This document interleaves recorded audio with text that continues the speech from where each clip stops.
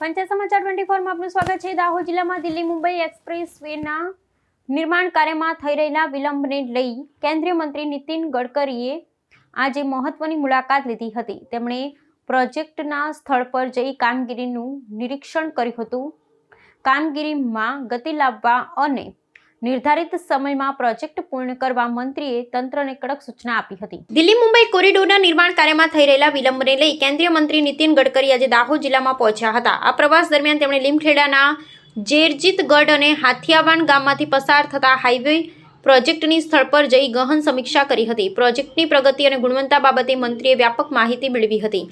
હથિયાવાન ગામે પહાડ તોડવાની કામગીરી અને તેમાં આવતા ટેકનિકલ અવરોધો અંગે પણ તેમણે સ્થળ પર તપાસ કરી હતી। નેશનલ હાઈવે ઓથોરિટીના ઉચ્ચ અધિકારીઓ અને કોન્ટ્રાક્ટરોને તેમણે કામગીરી ઝડપી બનાવવા માટે કડક તાકીદ કરી હતી।